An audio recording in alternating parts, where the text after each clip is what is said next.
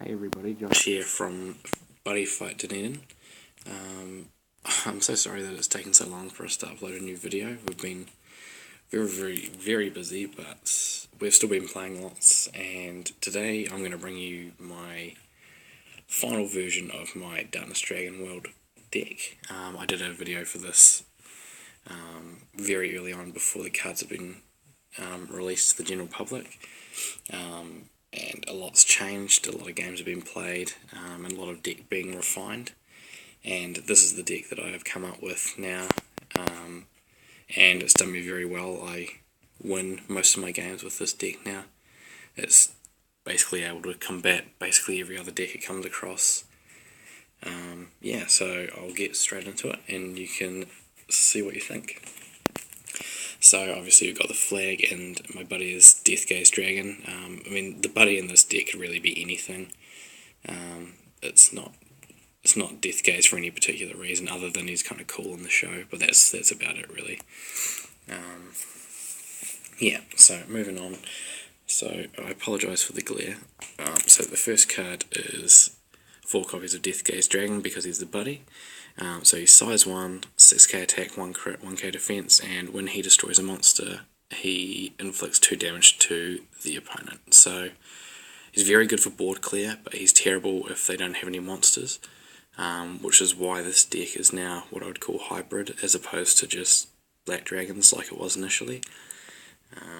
Because I found that there were too many times where I would start, if I had to go first, and I just had black dragons that I basically could do no damage to my opponent on the first turn, and if they were a real weapon based deck I would suffer for that. So 4 copies of him.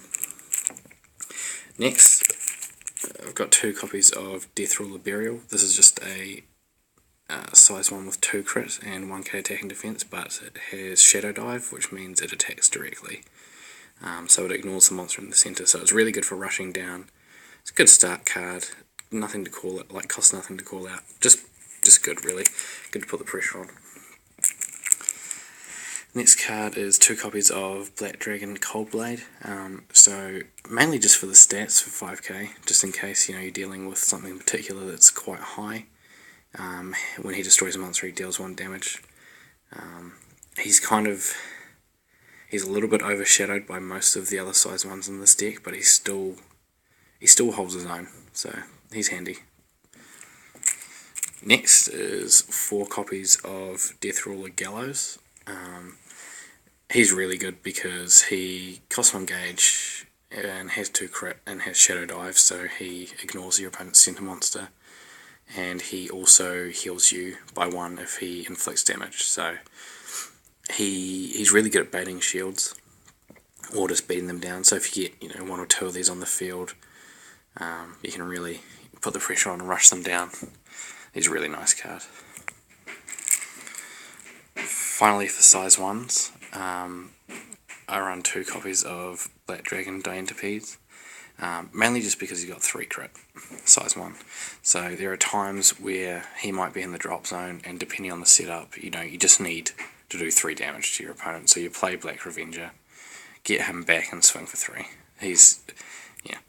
Most of the time you want to use the others, but on like an opening turn, or if the situation's right, cool that guy down, just smack them in the face.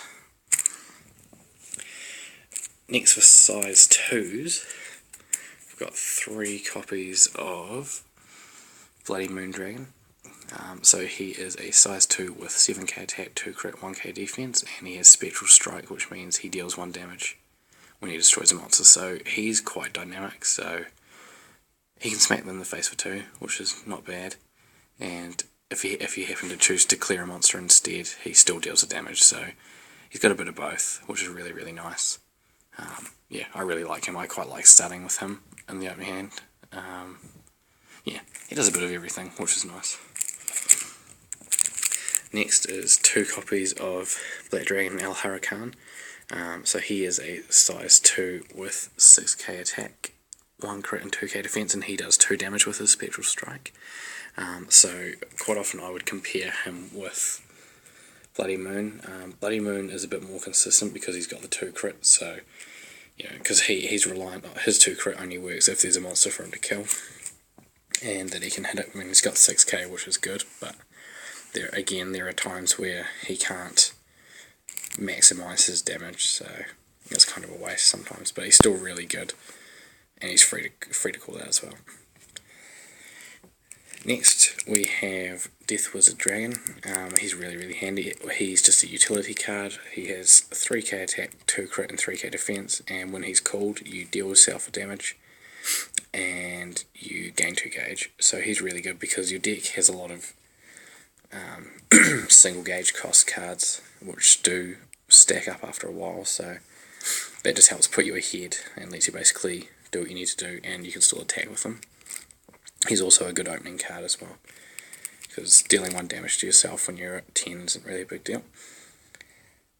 Right, now moving on to size 3s. I'll run 1 copy of Black Dragon Mavel Taker. This guy is amazing. He has won me so many games. His 8k defense is monstrous, so he's got 7k attack, 2 crit, 8k defense. He costs 3 gauge, and he has special strike, so when he destroys a monster he deals 1 damage, and he's got double attack. So you can either smack them in the face for 4, or you can just clear their field, still hurt them, then hit them. He just does everything. And with 8k defense, that can be quite a problem for a lot of wheels to deal with, especially when you've got a lot of support cards that can keep him alive. So if you can open with him, or at least like on the second turn get him out, it can just be a real nightmare for your opponent to deal with. So yeah, and he's also the sort of card that you want to pull like top deck if it gets to late game and you just need something good. Just double attackers just do that really well. And finally for monsters, I run 1 copy of Purgatory Knight's Malice Force Dragon. Now this is kind of a random card to have in the set, but he's 8k attack, 3 crit, 5k defense, costs 2, and when he's called to the field you can destroy a monster. So I usually don't use him that often, but there are times where if it gets down to the wire and your opponent's blocking themselves in the middle, you call him down, it just wipes their middle monster and then you can kill them. So yeah, there are times where these sorts of cards are really handy. So yeah, obviously I would generally choose Mavel Taker over this, but there are certain situations and you need to be prepared for them, so that's what he's there for. Right, moving on to spells. I run 1 copy of Devil Stigma. I wouldn't mind having 2, but 1's still sufficient. So what you can do is you can destroy a monster on your field and its counter, so you can use it on your opponent's turn as well. And if you do, you put top 2 cards from your deck to the gauge and you gain 1 life. So basically you can use it to nullify an attack by destroying your own monster. It's really good, but again, if you don't have a monster on the field, it's a dead card. So yeah, make sure you got it's really good. It means you can block penetrate and any on destruction effects from other monsters because you're the one doing it. But yeah, it's good. I wouldn't mind 1 more copy, but it's also an expensive card. So next, 2 copies of Black Revenger. Black Revenger is just a pay 1 gauge when you're at 5 less life and grab a size 1, size 2 from your drop zone and put them in your hand. So this is another really good late game card. This card wins you games as well. You get down to the wire and you just grab whatever combo works best and smack them down. Next I run 3 copies of Abyss Symphony. So this is just your draw card basically. So when you're at 6 or less life, pay 1 gauge, draw 2 cards. So this is another really good card. It's just like survival chance but slightly better because you can use it at 1 greater health. Yeah, so 3 copies, that's pretty much all you need. You usually see it at least once or twice a game, which is fine. Then I run 2 copies of Dark Energy. So this combos really well with Mavel Taker and just makes them such a pain in the bum. So you can pay 1 gauge, when your monster will be destroyed, you nullify its destruction, and it gains counter attack. So yeah, that just means that for 1 gauge you keep Mavel Taker on the field and they've probably link attacked him. So that means you basically waste their whole turn. Really, really good. It can be pretty good with some of your other cards as well, but mainly Mail Taker is what that's used for. Or you can just block things like Penetrate and stuff. Next I run 4 copies of Death Grip. This card is really, really good. Pretty much every main meta deck uses size 2s or less. So for 1 gauge you can counter destroy a size 2 or less monster on your opponent's field. Or actually, sorry, you can actually destroy any monster, so you can kill your own as well if you want to do some combo plays. So yeah, this is a really, really good card. So, you know, they link it or they go to attack you just destroy the monster. Can't do much then, or you know, if they're trying to link attack, Mail Taker, you can destroy one of them and make the link attack not be high enough. It's really, really strong. But you do need to keep your gauge under control though, which is why you've got the gauge increaser. 4 copies of Black Dragon Shield. This is probably pretty obvious. When you can only cast it if you be dealt damage, and if you do, and obviously you can't have a monster in the center, and counter damage is reduced to 0 and you gain 1 life. So it doesn't have to be an attack, it can be from abilities or even impacts. Obviously, depending on the impact, certain parts of this might not work, but the life gain will always work. So just keep that in mind. This is a really, really useful card if you know how the rulings work and you make the most of it. Next I just run 1 copy of Guillotine Cutter. So this is a item and set spell destroyer. So when you take damage, you can pay 1 gauge and destroy an opponent's spell or item on the field. So yeah, you can combo it with things like Death Wizard, but I'm pretty sure everyone knows that now. But yeah, basically you can catch your opponent out if they've got a weapon on the field and they don't attack with it first, and they hit you with a monster. You can play this and just remove the item. Pretty good, but I only run it at 1 now because it's not such a big deal, because most of the worlds that deal with weapons, like, they usually have replacements for them, though being able to get rid of something like Glory Seeker before you go in to try and kill them is really, really good.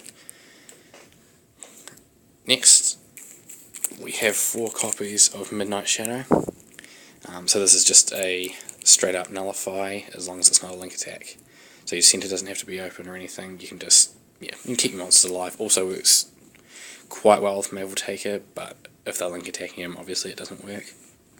But it's actually generally better for your weaker monsters because they will have really low defense, so there's no way that your opponent's going to link attack them. So yeah, really good, just a straight up nullify. Now I run one copy of Vampire Fang. This is just a play it to gain 2 gauge. It's really straightforward. I mean, you probably could put Devil's Stigma there instead, like the other copy, which is probably what this would replace. But it's still, yeah, it does the job. Then I run 3 copies of the weapon Evil Death Scythe. This card's pretty good. I mean, it's not an amazing weapon by some of the other world standards, but it goes pretty well with this because, you know, you can have your center open so you can use your Black Dragon Shield. It also means you're not going to suffer Penetrate. Yeah, you might as well. Or you can even combo play if you have a monster in the center. Once you've attacked with it, you could play something like Death Grip on it and then attack with your weapon afterwards. It's good for finishing people off just to get those extra attacks in. Yeah, so it's 2 crit, 4k attack, and it does 1 damage with Spectral Strike if it destroys a monster, so it does a bit of both. You know, 2 damage extra each turn with, you know, items are definitely a lot harder to get rid of, so it's pretty worthwhile in my opinion. And then finally, the last card is 2 copies of the Impact Slow Painful. Now, a lot of people seem to think that this card's bad, and I mean, a lot of impacts aren't actually that good, and this one's not like super amazing or anything like that, but it's good enough in my opinion. It's pretty easy to get off a lot of the time. Like, so basically, you can only cast this card if your opponent has 4 life or less, and your opponent doesn't have a monster in the center. So you pay 4 gauge and destroy a Black Dragon, which is most of the monsters in this deck.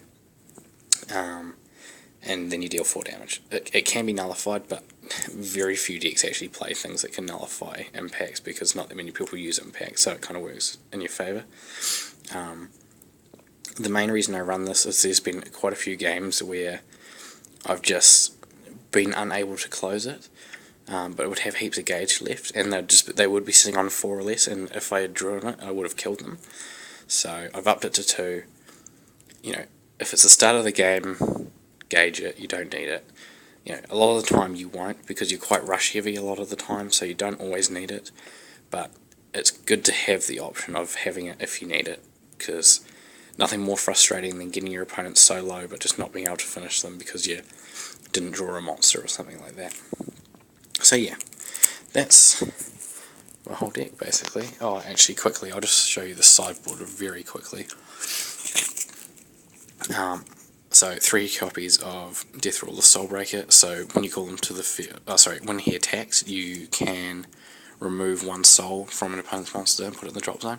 So that's for your like Seeger matchups and Demon Arc. 3 copies of Death Rule of Pain, this is your Danger World matchup for really big monsters. Yeah, he's 9k 2 crit, free to call, he's huge.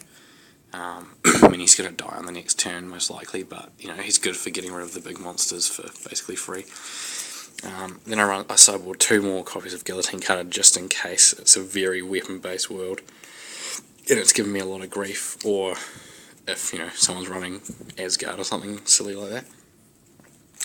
And then finally, just 1 copy of Death Damage. You never know. There's times where I'm just like, man, I wish I could just get rid of that monster, and that's what this card's for. Yeah, you never know.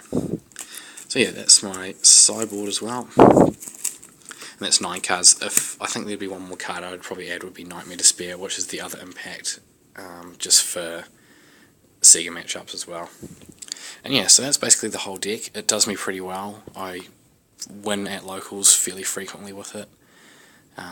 It's very strong against most of the meta matchup at the moment. Yeah, so it's really good. If you guys want to leave me any comments or anything like that, please do. Let me know what you think. If you think there's something I could do to make it even stronger, I'll be more than glad to hear it. And if you like the build, go ahead and give it a shot. Alright, thanks for watching guys. Like and subscribe if you'd like to see more. See you later.